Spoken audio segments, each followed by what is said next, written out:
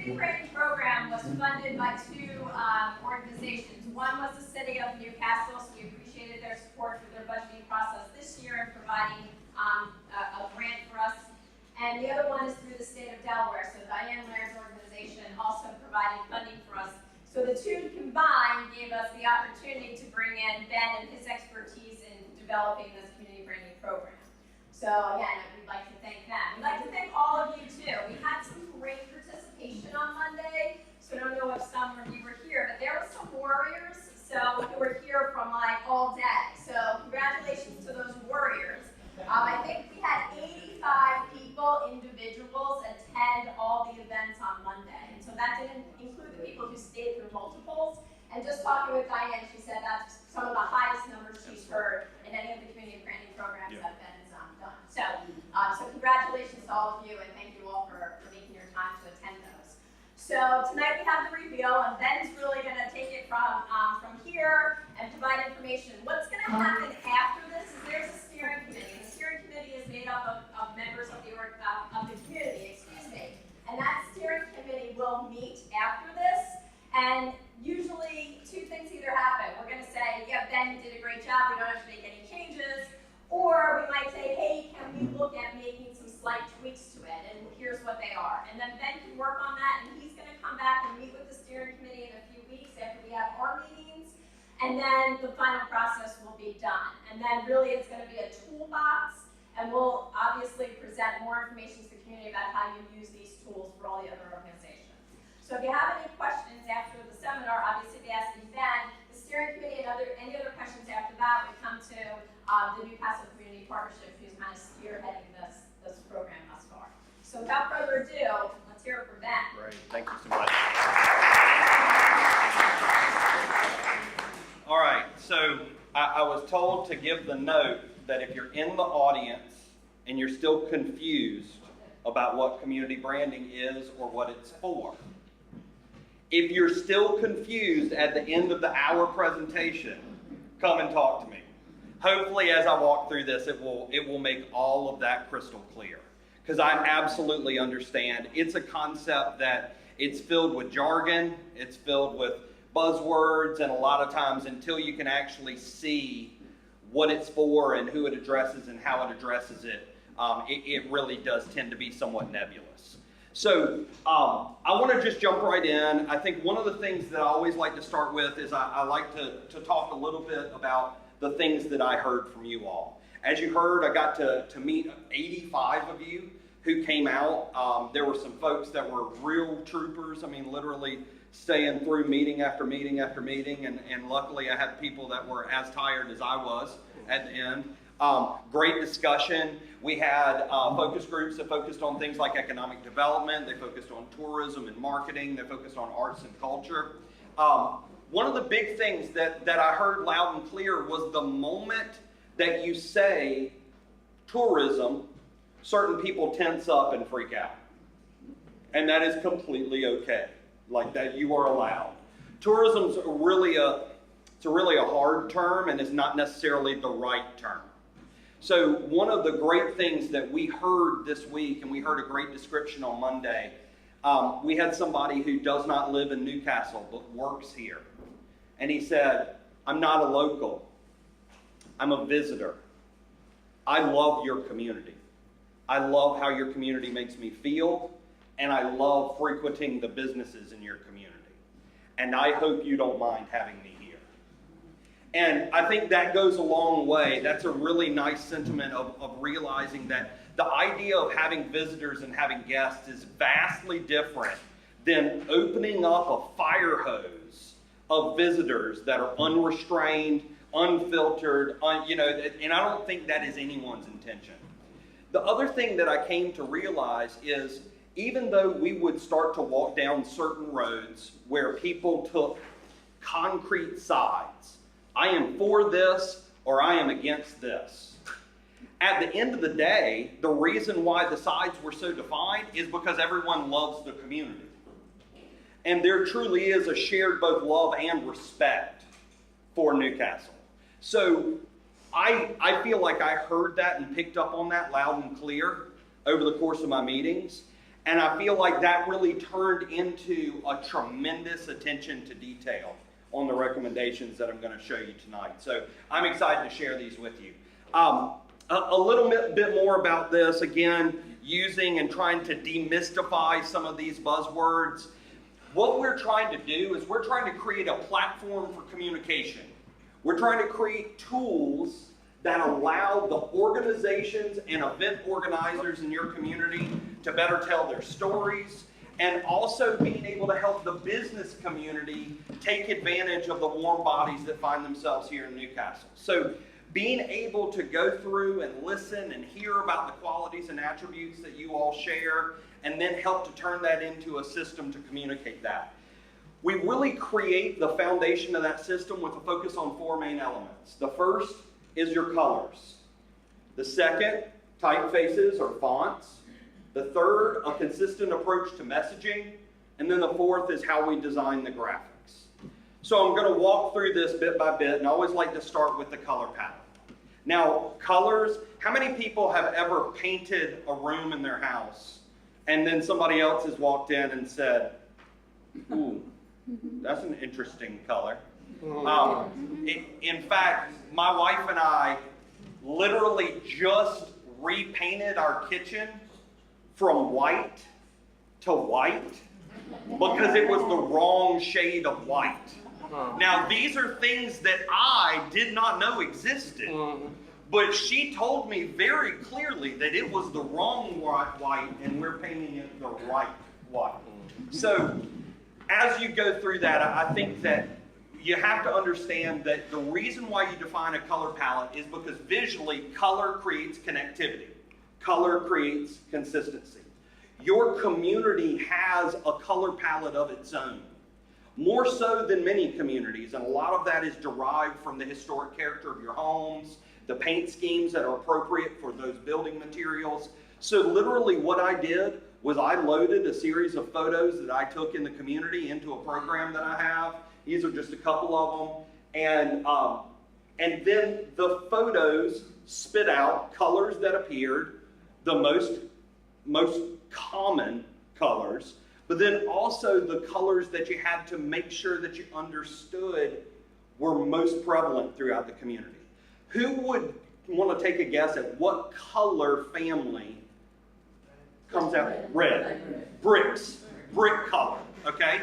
So although we very much have a brick color in our palette, we wanted to put a particular focus on all of the complementaries to that brick color so that we would know that it would go, but it would help to create a broad spectrum instead of simply blending directly in. Now, broad spectrum doesn't mean vibrant or gaudy.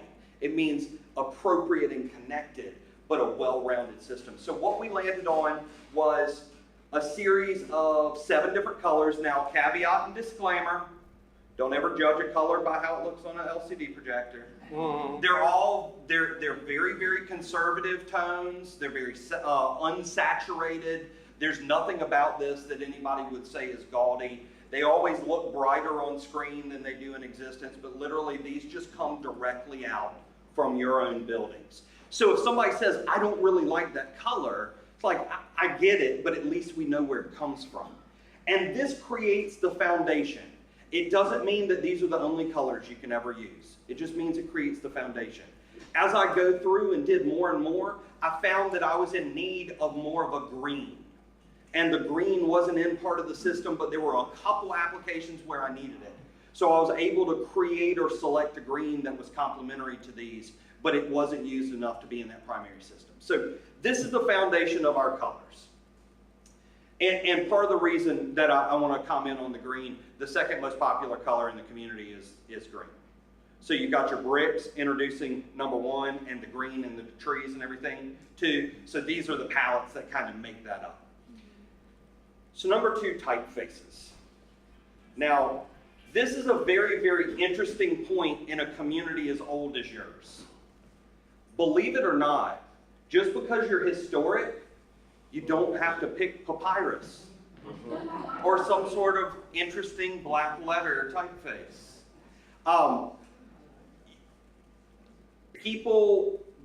What we do when we make these selections a lot of times is we try to have a font that carries too much character. So I dug into font history. I dug very deeply into typeface design, and I wanted to know what are the trends that are going on in 1651. What kind of typefaces were being created? What did they look like? What was the difference in handwriting and handwriting variation at that time versus printable type? I didn't find a really good, clean, contemporary-looking typeface until about 1690. And in 1690 was when a very geometric, it was called Roman de Roy is what it was called. But I did find a typeface that was a clean, traditional serif typeface that I felt like adequately portrayed a traditional community, but it was also unbelievably legible. So you could actually read who you are. That's one of the biggest problems with these. It's like, can you imagine driving past a sign that has this on it? And wait, what did that just say? So the primary typeface that I selected is a very traditional serif typeface. The secondary is called a slab serif. It's a very contemporary now typeface, but still lives completely in the traditional family. And then I want to talk to you about the accent. So this is what they look like. So you can see really, really pretty typeface for your primary. It's going to work really well for your name. Then the secondary. And then this typeface. Okay, this is called Terra Ignota. I love this. I'm so excited about this, okay? This typeface was actually created from the handwriting of a cartographer who in 1650, as the Dutch were preparing to cross the Atlantic, drafted a map of the Atlantic. So literally this typeface, this handwriting is like falling right in line with your story and your origin. So being able to truly have a period-oriented typeface that does carry that character that can tie into your origin story. So it's not just old for being old, but it's old because it's connected to who you are. Does that make sense? So I love being able to have backstories like that in what you do. So then from there, what you do is you adopt this concept of what we call a word type. A word type simply begins to realize that, hey, we gain value in people's mind if we say Newcastle the same way. So, Newcastle. Okay. Now, there are a lot of decisions that have to go into this. Is it all capital? Is it lowercase like this? This is called title style. And I very much landed on title style. I thought that it looks really, really nice. And it can be clean, but it also is just firmly traditional. Now, the next thing that I always like to do is talk about brand values. You're historic, you're warm, small town, you're historic, riverfront, authentic, and you're historic. Now, so that messaging really brought to the top of an issue. And I would even go so far as to say a problem. Your community and the historic core of your community has such a rich story, such a unique architectural feel, that it sometimes overshadows the rest of your community's stories. And the thing that blew my mind was as I started to listen to the stories of Newcastle, you have the stories of America. You have the stories of the Industrial Revolution. You have the stories of making train engines, making airplanes, and immigrant stories, and minority education, and every single facet of the things that celebrate the transition and growth in the country. And it becomes very, very easy to focus in purely on that pre-colonial and colonial period because they have the best costumes. Like, I completely get it. Like, it looks so good. But you have this amazing story. So I think one of the big things that I really took away from this is we are all historic Newcastle. every part of our community has a story that's worth telling, and by stitching those stories together, it makes our entire narrative stronger. It makes us no longer one-dimensional with a single time period, but multi-dimensional with multiple stories that relate to different people. And that was really, really exciting to me, and that's what led me to write this next thing, which I call a brand statement. It's a narrative that I'm going to read for you. Settled on, hold on, before I do this, because I have to read this like really dramatic, okay? But I need you all to understand that you all are a tough crowd. And there are historians in the room, and Dan has already jumped me about a particular detail that I'm going to say in this particular narrative that might or might not be exactly right. And it has to do with Cindy in the courthouse, and just give me a little bit of creative license, okay? So, all right, so now we're ready. Settled on the banks of the Delaware River, Newcastle has been home to a truly distinctive history. In 1651, Fort Casimir was built here to give the Dutch control of this powerful river. From the Dutch to the Swedes, from the Swedes to the Brits, Newcastle has remained a center of life here on the river. And in our 3.5 century history, we have crafted some truly amazing tales. In 1682, William Penn first set foot on American soil here at the end of Delaware Street. Mm-hmm.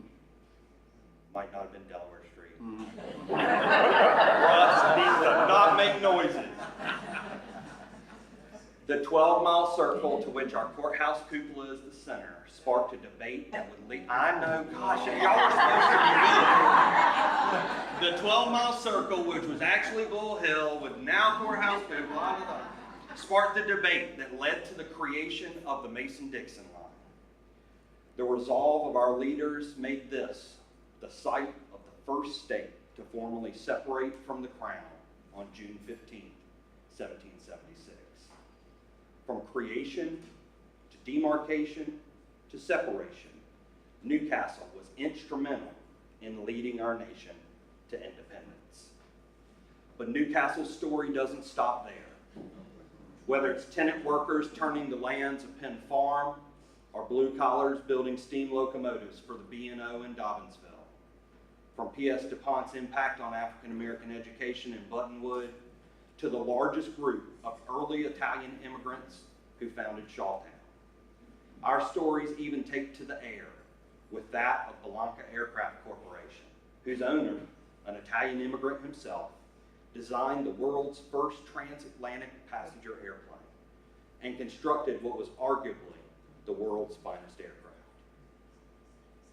With so many stories, both instrumental and quintessential, it is amazing that Newcastle has been able to remain warm and understated.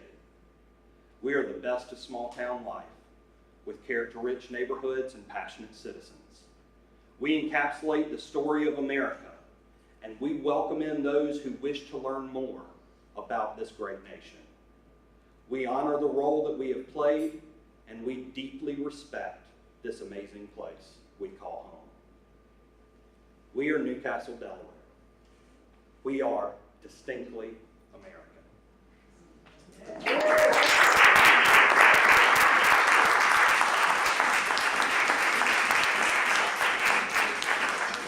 So what you have is you have this broad brush story to tell. You have a multi-generational story that really is that American story. It is that story that relates to all. And being able to tell it in a clean and concise way and create a stage that allows the different parts of this community to shine are truly, truly important for you all. So I want to start with this, what we call this destination brand. Okay, this is a logo that can be shared by every organization in the community and can be shared by those event organizers and even be shared by the business community. This literally is the graphic identity that represents this place. And this idea of just simple, clean, but it really has this opportunity to expand and grow as you want it to. Now, you guys love flying all your flags. and flags as graphics are great. They have some problems, because I don't know if you ever realized it or not, but if you take the flag from the Netherlands and you put it up the way that flags hang, it turns into the flag of France. You know? So you have some certain dynamics that you have to play with. I want to point this out if there are any folks that pay attention to detail. I've got Netherlands instead of France. We've got the flag of Sweden. You got to be real careful with the British flag, because when they took over Scotland, they took the Red Cross flag and added the extra. So this is the appropriate flag of Britain. Britain, I guess at the time, I don't know. Appropriate flag during colonial times. So it gives you that opportunity to start creating this foundation for consistent communication. But these are all well and good, but you've got to have a system that's adaptable. It's got to be able to shrink down and go smaller if need be. And even doing simple things like this, well, guess what? You can't ever own a 5-point star. That's fine. So many people think that when they design a logo, they have to design an image that is so specific that nobody else could ever use it. And my argument is, create an image that's so easy to use that you use it so much that nobody wants to get close to it. I love the idea that in 10 years, people will say, we can't put a star on our logo, that's Newcastle's. Okay? But by putting in your origin date and things like that, you start to own those icons, the simple detail with the symbol. You can even see being able to tie in different variations of architectural elements and things like that. But again, you know, I'm guessing that if the courthouse museums won't have a logo, it's probably won't have the courthouse on it. So you got to be careful about how you do all that stuff. What makes this cupola better than every other cupola? What makes you are a community of weather vanes. You know, I mean, so you've got some really cool elements there, but this creates that base level simplicity. Now, again, this is a logo for the community. But to me, where it starts to really get magical is when you start to look at the sub-identities for those communities that make it up. Communities like Dobbinsville, that was named after William Dobbs, and was known for this Memnon, which is the only remaining, right, Russ, you can correct me on these, the only remaining example of a locomotive that was created at what was Newcastle Manufacturing Company and then went on to become the Hicks Engine Works. And it was made for the B&O rail line. And in fact, that still exists to this day and is on display at the Rail Museum in Baltimore. So this story of you kind of pushing that westward expansion and that industrial revolution through this community. And once again, it's a community that's just it's named after a guy. You know, William Dobbs, like it's a place that was so inspired by the work of a person that they took that and made it theirs. Shawtown, again, another community that ties in to a person, but it tells this unbelievably rich cultural and immigrant history. And Mayor, are you in here? So, you know, and you've got Shawtown, but you also have this amazing presence of St. Anthony's and just the community that they have. And I mean, just several months ago, launching the new Italian Immigrants Monument. So being able to show and connect that neighborhood into the community as a whole. Being able to tie in elements that you should be proud of. I know this isn't a community, but simply rolling your arms around the hangar, the museum, the history. And this is the kind of thing, I mean, I'm not sure how much you guys know about Blanca and about the man and about the company. But he was a genius. And in a time where an immigrant who came over in the early 1900s, I cannot remember right now if it was 1911 or 1917 because those numbers look really similar.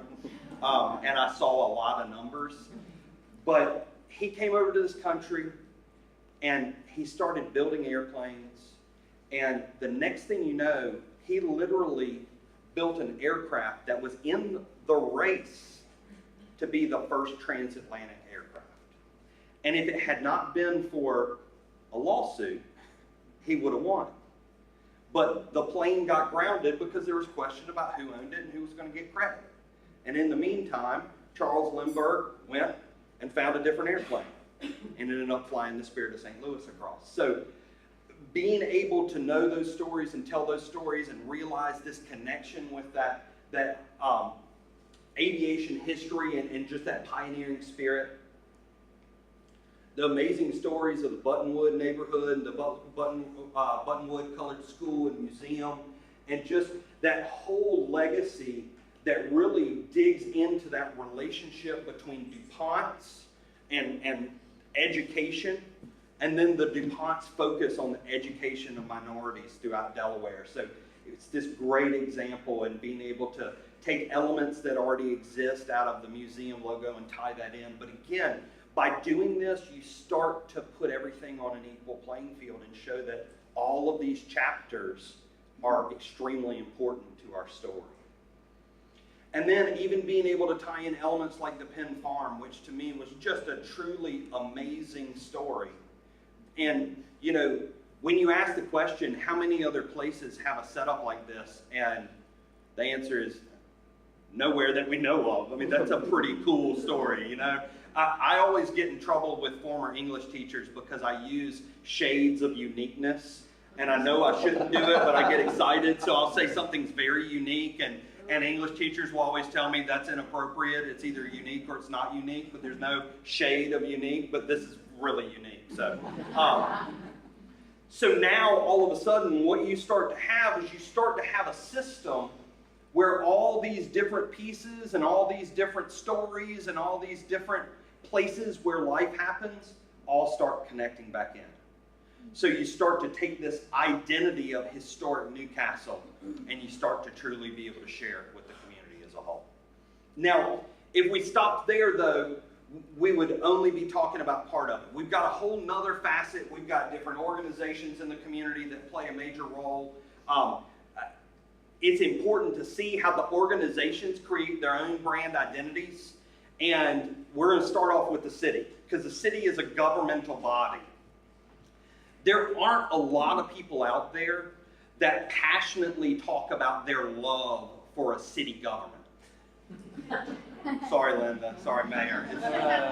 It's just not, you know, they love, when you were in these meetings on Monday and you were talking about loving Newcastle, you were talking about loving the place. There's not the same affinity that happens with the government. And that's fine. That's completely fine. But if we make the government use the exact same logo, and then the citizens get angry at the government, then they're not going to use the logo anymore, nor are they going to feel good about the logo. So we wanted to create something that had a little bit of derivation. Right now, the city uses a round seal format with a ship that might or might not be the Kalmar Nickel in it. We're not really sure. No. I'm going to go with no. So, but as we really started to dig in, what I wanted to give you was I wanted to give you something that, again, was based in your own origin stories. So I looked in a lot of different places. I looked to inspiration from Newcastle, and that's the crest of Newcastle, England. Now, I will say, if you know anything about heraldry, it has mermaid horses on it. Okay? Everybody owes it to yourself to take a look at that. That is a mermaid horse. Now, I don't know what you do with that. I think you could have a mermaid horse festival. I'm not sure, but that is awesome. Okay, so just everybody here tuck the mermaid horse away because there's some value there. But what I pulled out of that obviously was I pulled out this red-based canton, the three castle icons, the Great Shield of America, and the Shield of William Penn. Okay, Shield of William Penn went on to be the influence to the crest for each of the three counties here in Delaware. Every county has three, these are called saucers, and they have three different saucers. Down in Sussex County, it's a red, blue, and white saucer, but there's a connection between all of those because his family crest influenced the design of those three counties when they were part of Pennsylvania. So what I did was I simplified down all of those, and you can kind of see that middle line, and then I created this kind of simple shield that could be representative of you all. Now, if somebody in the audience says that there's not a castle here, shame on you, because your name is Newcastle, so it doesn't matter. You should all be glad that it doesn't have a mermaid horse. So what you can see is, you can see by taking this and tying this shield in with the same word type, you create a connectivity, but you also create a more formal separation. So you can kind of know what it is that the city's working on. And again, the city needs all those tools, needs the ability to be able to effectively communicate who they are and the things that they're responsible for. Now, in that same vein, obviously one of the groups that I was working on with this, and part of the reason that funding kind of came through DITO with the downtown program, is the partnership. Partnership is a grassroots, community-driven organization that focuses in on invigorating the community. So everything we've been talking about so far is very history-oriented. As of right now, the partnership logo is a shield made up of your 4 origin flags. Well, what happens if you're part of a community that's from Ireland? Oh, we got to add an Irish flag on there. No, that's not sustainable. We want the partnership to be about the people. So I took that same community-oriented star concept and simply created more of an organizational and energy-driven logo. It's about people coming together to get things done. So, you know, this is a simple concept of showing how once you have the foundation of typeface, color, and approach to graphics, you can create continuity while still preserving individuality. Now, I don't want to give anything away, but I know that some of the other organizations in the community have already been going through rebranding processes, and I had an opportunity to talk with them about some ways that they can use some of these elements. So there is the opportunity to really connect all those dots, and it makes for a pretty easy platform for folks. And then finally, I always like to show collateral. I like to show how these graphics and these messages and these tools can make its way out into merchandise that people can buy, things that people can take away with them and take Newcastle with them. If we heard it over and over again. I don't care what side of the argument you're on between more visitors, less visitors. You all agree with one thing. You all want them to go home. So you need to remember that common ground for every conversation. Like eventually we want them to come home or go home. So being able to arm them with that and kind of take that away with them. The first, just kind of putting together what a shirt design would be. I always take this as an opportunity to preach against what I call car wash t-shirts. As communities, we're really, really bad about deciding we want to give people t-shirts, and then we get 6,000 sponsors and put all the ugly logos all over the back, and then we give a shirt away for free. And the only time you'd ever wear it is if you're going to paint or cut the grass, you know? So creating products that people actually want. You know, again, seeing how just a very clean, classic, sophisticated approach. Now, guess what? If I walk up to somebody and I have this logo on my hat, am I going to expect people to know where that is? Is that good or bad? It's great. It is absolutely great. Because what happens if they don't know? You get to tell them. You get to tell them what it means. You get to tell them what it stands for. This is called a springboard for storytelling. And that is one of the things that Newcastle has proven they're best at. Is telling your story and walking people through the amazing tales that you have. So the message here is don't overthink it and don't over-explain it, because you have an entire room of docents. So be confident in having people engage. For the ones who are more literal, they can get, you know, a little bit more traditional one. Now, I've started doing these a lot lately, and if you were here the other night, you heard me say I've got 5 kids.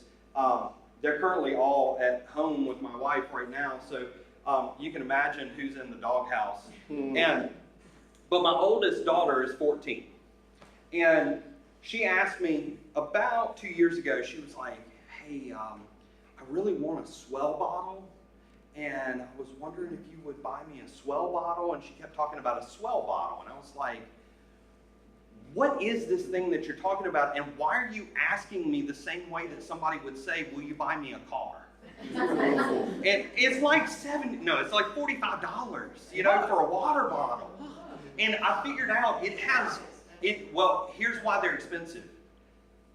They have horse mermaids that live inside them that keep the beverages cold. So, no, it's a premium item.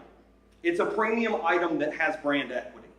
Well, who in the world wants to buy a premium item and then put the added expense of customizing it? So most of the time when we customize things, we get off-brand or no brand, and then we put our logos on them. The reason why I put these slides in is because I want to introduce this concept of brand co-oping. When you put your identity alongside a pre-existing identity, you start to absorb some of their perceived value. So chances are, there aren't a lot of people in the community that would think that a relevant, let's see if I can make a good, who would not be good? You don't feel like a particularly Husqvarna community. Some of you might, you know, if you're cutting your grass or chainsaw or whatever, but you know, Husqvarna. You wouldn't really get a branded Husqvarna Newcastle chainsaw. But could you see a partnership with Polo? Or could you see a partnership with even a Patagonia? One of the things that has been identified in some of your ongoing plans is connection and taking advantage of some of your regional outdoor recreation opportunities. So being able to essentially put your own community on the same level as a corresponding identity that seems to make sense. We do this a lot with communities that are involved in fishing or sailing. They're brands that really rise to the top, and you can connect your identity to theirs. Now this next one hopefully will be somewhat popular. It's an opportunity for us to talk about signage. Now, I want everyone to hear me loud and clear, because signage is a messy topic in a historic community with narrow streets. But one of the things that you always want to accomplish with a comprehensive wayfinding system like this is actually the elimination of signage. Communities are notoriously bad for signing on demand. Well, what does that mean?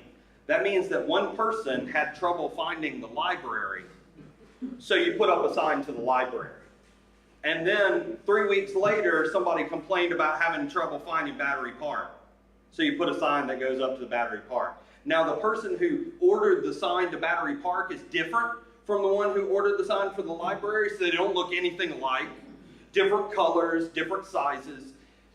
A wayfinding system like this creates a consistent platform for how you communicate the destinations that you have. In this particular one, you see a very large, this is called a Trailblazer sign. These would not exist in your historic core at all. They're far, far too large. These are more scaled for a faster moving roadway.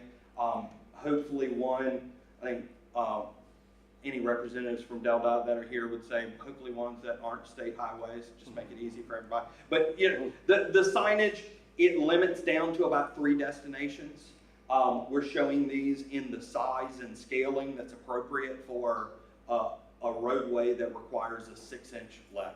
So you can start to see the size is dictated to you, and you have to be very, very mindful of that. When things move into pedestrian scale, you can get a lot cleaner with that kind of thing. But what's interesting when you start to talk about wayfinding signage is you start to talk about the role that signage plays in your community. And many times when you think about signage, you probably focus in on, oh, well, we want to put signs all around this area. Well, we actually want to sign the community. So creating these gateway signs that lead into our neighborhoods is every bit as important as creating that Trailblazer sign to the final destinations. Because what this starts to do is it starts to show everyone that these are parts of our very important story. So being able to tie all those things in together, showing you some different examples of different kinds of banners. And the reason why I'm showing you different kinds is because they actually get busier the farther away from downtown we get. Anybody want to guess why it would get busier the farther away? Why do you want something clean and simple in the most beautiful community? And then something that's maybe a little bit more grabby, highway, where everybody's getting yelled at. Exactly.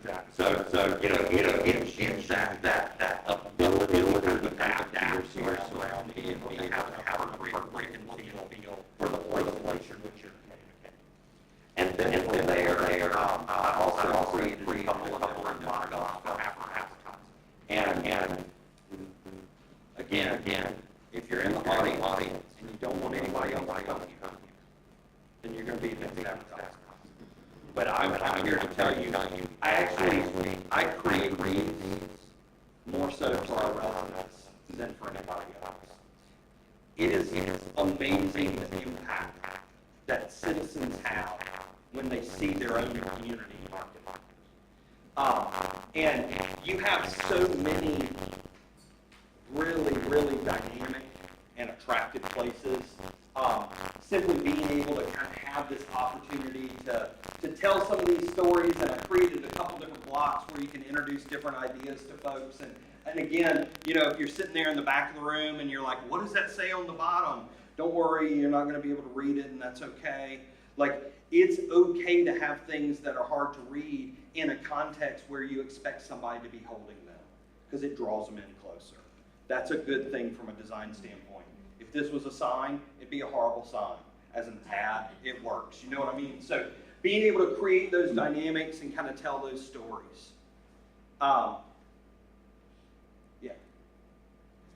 And I think one of the biggest things that I really found as I went through this was I went through so many different concepts that you all shared. I mean, you talked about this idea of where history lives, and it's a really great concept, and I think I shared on Monday night. Unfortunately, Charleston, South Carolina uses it, and they're a pretty historic community that's good at marketing themselves as well. So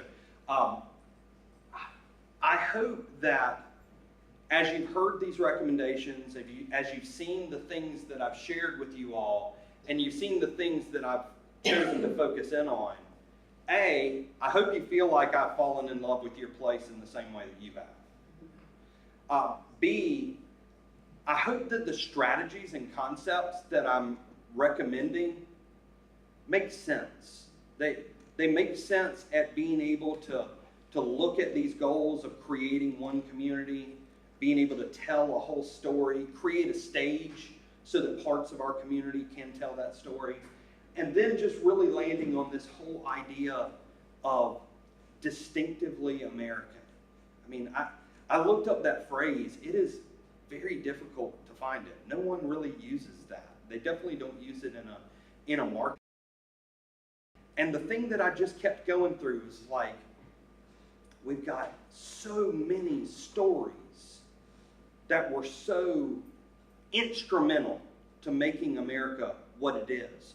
But then you also have this whole other set of stories that might not necessarily be unique to Newcastle, but they are quintessential, like, American growth stories, immigrant stories, manufacturing stories. So I hope that as you see all that come together, it makes sense. With that, you've had to listen to me talk for 45 minutes straight. I'd love to open it up for your thoughts. Hopefully it's a little bit like drinking out of a fire hose and a little overwhelming, but like I say, at the end of the day, I hope that you see where we're coming from and the overall. I don't really feel like this recommendation charts a course to make any decisions about, do we pave parking lots or do we not pave parking lots. This is really about how are the ways that, as we know, people are going to find Newcastle. How can we assure that they're going to take away the story that we want to help preserve? So with that, I'd love to open it up for your thoughts. Yes, ma'am. You don't mention shopping and dining, so I'm wondering if you think those things should be de-emphasized,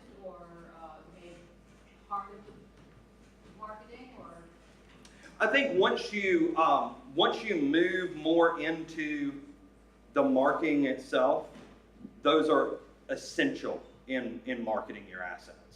I don't feel like anything that I did walked too far down the hard marketing route. But it would be with places like Norley's and Jessup's and Cafe Newcastle, it's got to be part of your story. And then the retail that you have, I mean, one of the big conversations that we had was, again, do we have the perfect amount of retail? Do we not have enough retail? And again, everybody's got an opinion on it. But the fact is, if people are going to be walking around Newcastle, I want them to shop. I want them to leave their money behind. And I want them to support the businesses that exist here. That's not the big attraction. That's not what's going to pull them here right now. Now, that being said, if a community is undecided about exactly how they want to walk down the road of visitor attraction, if you elevate shopping and dining, and you allow shopping and dining to become more of a magnetic draw to your district, it changes the dynamics of your visitors. Your visitors are going to start coming from more local, and they're going to be more loyal. They're the kind of people that are going to be repeat visitors. Right now, when you ride the history boat, you're going to get a bunch of folks in. They're going to be one-time visitors, and you might not ever see them again. So it's all about the way you want to control your own destiny. And I think that the well-roundedness that a slightly more vibrant, I mean, you have some vacancy right now. So if you mesh together a couple of your vacancies with a couple additional retail restaurant, then you create more product to sell. Does that make sense? Being real diplomatic there. It's not for me to decide, but it is for me to tell you that history is going to bring in one kind of customer, and a rich restaurant and retail environment is going to bring in a different kind of customer, and both of them are going to have their own kind of problems and pluses. So I like the idea of Newcastle being a regional destination with more loyal customers. I think it makes it a little easier for the businesses. Can I ask you a practical question? Absolutely. The toolkit, who does that belong to? And how do other people who want to be part of it, get access to the toolkit? Okay, I'm going to answer two and then one. So two's the easier question, because there are multiple parts of what I designed, so there probably technically are going to be multiple owners. So, as we talk about the neighborhoods, we want to empower neighborhood organizations to be able to get that.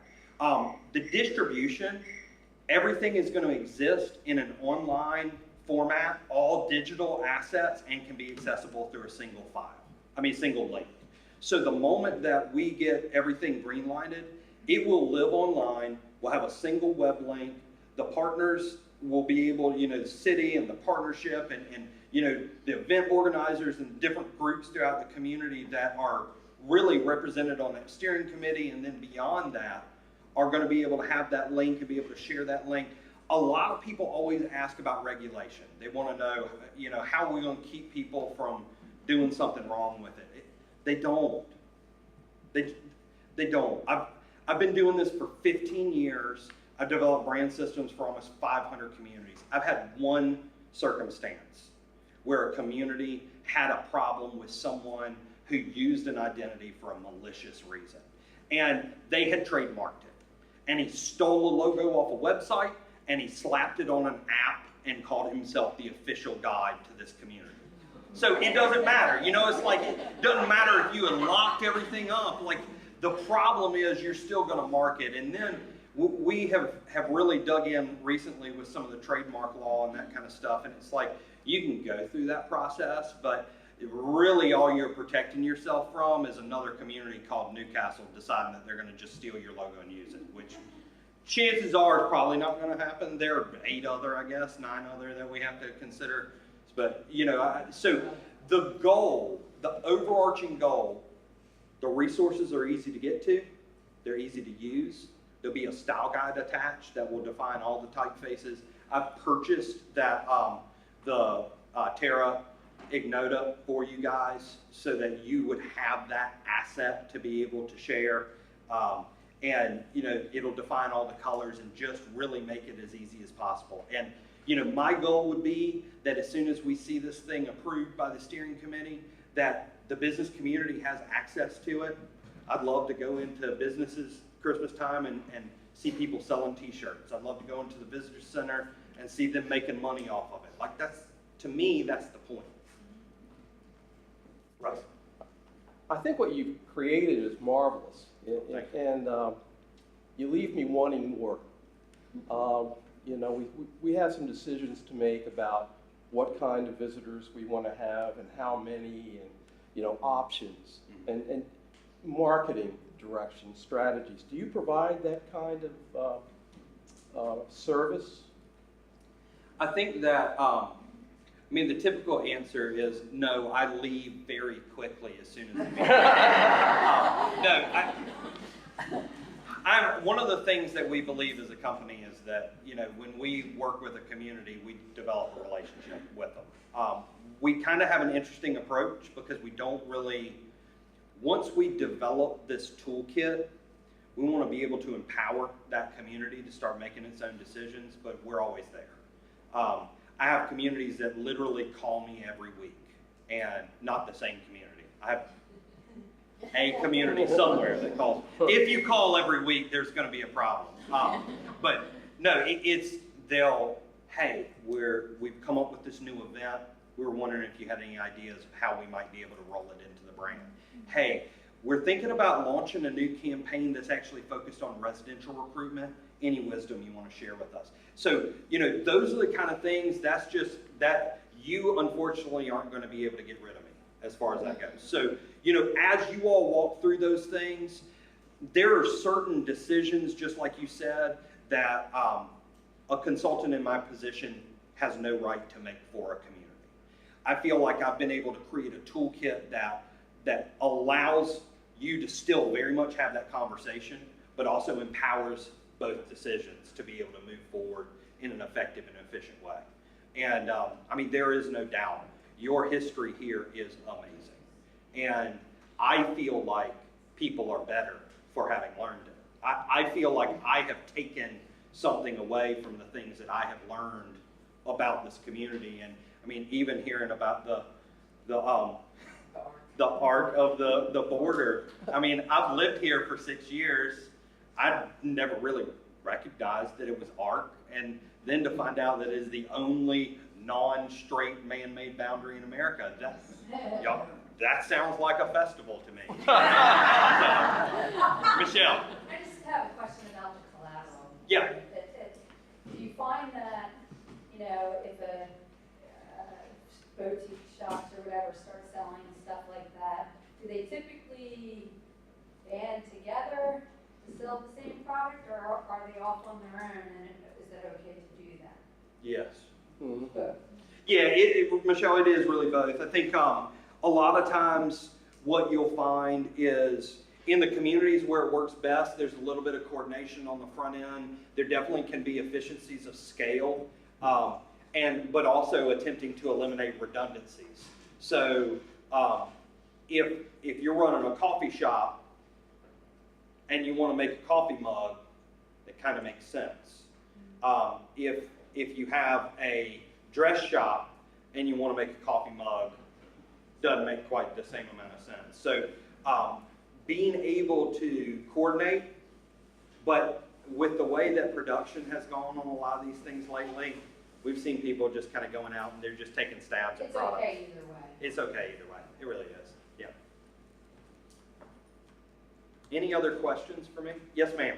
I was wondering, you may not be able to answer this question, but I wondered who is on the steering committee and how are they chosen and who chose them? So I can answer that. So the Newcastle Community Partnership developed the steering committee, and we went and we looked at individuals, people from organizations, business owners. So Ben kind of gave us a list of some target areas that we should look at.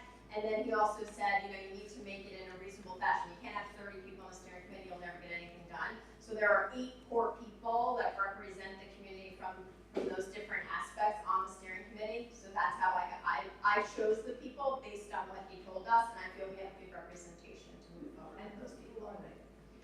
So it's Dan Citron, it's Valerie Leary, it's Michael Platt, it's myself, it's Michelle Ferranta, it's Marianne Cabin, it's Kathy Dunn. And to miss anybody? Yeah. There might be. Okay, right. So, Cindy. Cindy Oh, Schneider, Cindy. sorry. Yeah. So those are the 8 people on the steering committee. I'm surprised that she was able to name off of it. Sorry. That's like, I just stood up here and talked for 45 minutes. If somebody had asked me to name 8 people, it's like, name your children. Oh, gosh. And I will say, to kind of follow up on Laura's comments, we have, having done this as long as I have, one of the scariest parts as you go through this branding process is getting caught up in the minutia. You know, well, should it be that color blue or should it be a slightly lighter blue? You know, that kind of thing.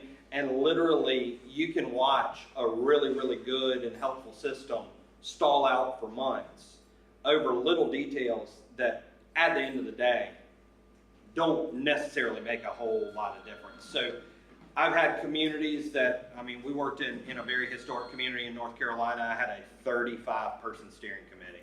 Ooh. And it was an absolute nightmare. And I'll be honest, it to this day, not only was it not a fun process, the product is horrible. I'm not the least bit proud of it. I don't even really like acknowledging that it was mine, because it wasn't really mine. Because once I presented my concepts, they got slashed 35 different times in 35 different ways. Can I say something else? Yeah, go for it. So I'm also going to say about this is that we hired Ben to do the work. The steering committee is not going to reinvent the wheel here, right? We have the product. The steering committee is just going to say, really, I'm going to, you know, from my perspective, I'll be honest, like, I like all this stuff. Like, I don't want to touch it, right? Like, we had an expert who did the information. What the steering committee is going to do is, because the partnership has put $5,000 towards implementation, we are going to, I think, one of the things we're going to do is come up with a list of like, hey, here's some things that maybe we can implement in a short period of time to get bang for our buck for the programs. So that's what the steering committee will be moving forward and doing. Yeah, and that's funny, because one of the questions that I get in virtually every community is, how many options are you going to give us?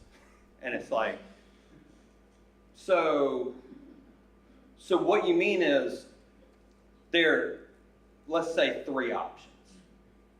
So I'm going to give you 3 different options, and it's either any of them works, so pick any one you want, or it's some sort of weird sadistic game where I'm giving you 3 options, only one is right. See if you can pick the right one, and they don't ever pick the right one, they always pick the worst one. So, you know, it's what I always say that the goal here, and part of the reason that we kind of conduct this in a public forum like this, is I'm going to give you what I think is my best go with this problem. This is my best solution based off everything that I heard from you, and then blending it with my expertise in community work. Now, that being said, that doesn't mean that the conversation's done. So you heard Laura name out those folks that are involved, Cindy and Dan and all those, Valerie and all those folks. Part of the reason that you're here, and part of the reason that we record this and are going to make the recording available online, is so that if you have thoughts, if you want to convey concepts, you can share that with anybody on the steering committee, and then the steering committee simply acts kind of like a filter for me, or an aggregator for me. Different steering committees act different ways. Sometimes I get a huge list and say, here's everything everybody said, you can choose what to ignore. And then sometimes they say, we've really filtered out some of the comments that we don't think are relevant, and these are the things that we'd like for you to take a look at. And that refinement phase helps us to take it, hopefully, from, you know, a 90% into 100%. So Yes. is it a YouTube? So how? Yeah, I will be posting that. I'm going to share that with the steering committee, and then it's also, I think we were talking about putting it on the city website. So We'll make it accessible to yeah. everyone. Okay, thank you. For some of the communities you've worked with after you've left town, Yep. has there ever been a measurement to see how your end of the project has worked with the consumer or the audience? Well, There are a lot of different ways to measure the effectiveness of the project, but part of the thing that makes this a little bit different than consumer side marketing is that you're not, like, this entire process was not focused on increasing tourism. So the goal can't be, okay, let's measure our tourism numbers through the different fixed amenities right now as our benchmark, and let's measure them again in a year and find out whether it was successful or not. And I think that we talked a little bit about it in a group on Monday. In 48 states, you can measure sales tax revenues, which is a kind of interesting indicator. Doesn't really help us here too much.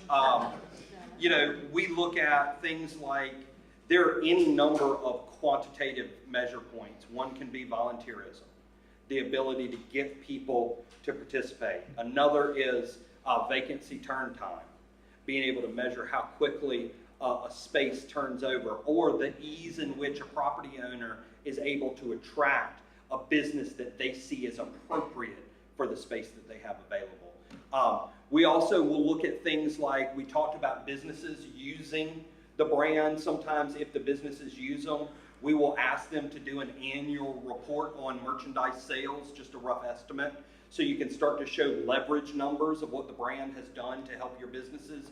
And then the other thing is, if they integrate it into marketing, you can start to show marketing dollars leveraged by having the tools and resources available. So there are a lot of different metrics, but to a certain degree, the community has to decide what their goals are going to be before they can start measuring some of those. Any measurement of awareness?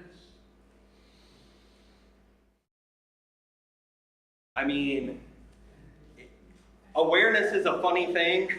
I mean, there are a lot of very easy things to measure in terms of, especially with the advent of social media, to measure ears that are supposedly listening to messages that are going out. I really feel like listening is best seen through engagement and participation. So I think event-oriented participation, volunteer calls that go heard and filled, you know, things like that are some of the best ways. Anything else? We are hitting right on just a touch after 7, and I want to do my best to keep it an hour. So, in closing, again, the Newcastle Community Partnerships does appreciate everyone's participation. So the public forums gave you, obviously, you learned a lot during those public forums, so I appreciate everyone providing information to Ben along the way. So, you know, he took all that, he's kind of developed these lovely opportunity, you know, ads and logos, and I think it was very exciting. So I'd really like to give Ben a round of applause.